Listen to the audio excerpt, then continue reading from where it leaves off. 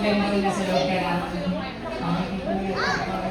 you're all alone there, but then like yung amo mo, you express it kahit saan. And, no crying! No crying! Yung, like, I always tell you, it's in your heart.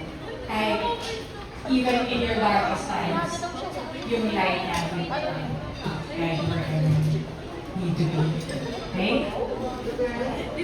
Thank you so much, Mom. Round of applause, please, to si Big. Thank you so much.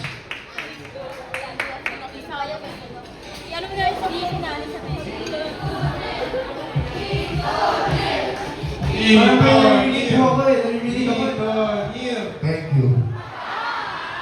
Guys, walang malaman natin. The lovely parents of Joaquin. Thank you so much. Maraming salamat po. Joaquin, it's now time for you to say your thank yous. Salamat for this afternoon. Oh my days. Okay, una sa lahat, I really thank you enough sa lahat ng mga ginawa niyo po para sa akin. Wala po talaga akong inasahan na may mangyayari dito. Oh my gosh. Like, nung nasa loob ako ng bahay, as in, hindi ko inasahan na imamahal ako ng ganito.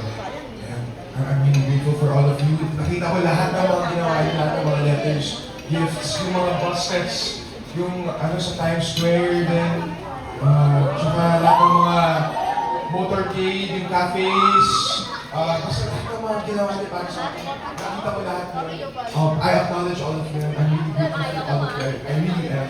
And I look forward to being the best actor I could be para ma-entertain po kayo lahat. Gusto ko po talaga magtrabaho. And I hope you guys continue to support me. Maraming salamat sa inyo lahat. And I just wanted to say sa lahat ng mga nagtanggol sa akin habang nasa loob ng bahay, maraming salamat po. Mga apogalo kayo lahat. Mga nangaway. Of course, as much as possible, I want everyone to keep social media safe space, and I want everyone to be kind to everybody.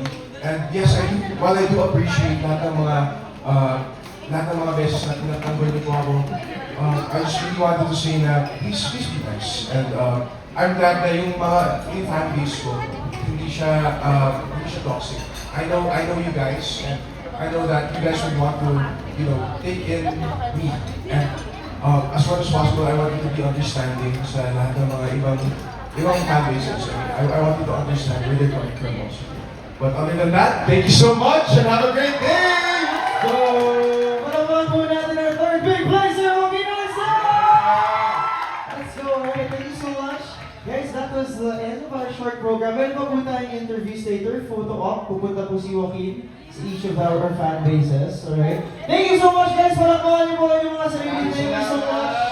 For Tipsy Pig, for Boss Leo, for Miss Shine. My name is Bailey, so I'll see you guys again soon. This is Joaquin's Thanksgiving Party. More Thanksgiving Party soon. Thank you so much, guys. Happy Saturday. Good afternoon. So let's have our interview.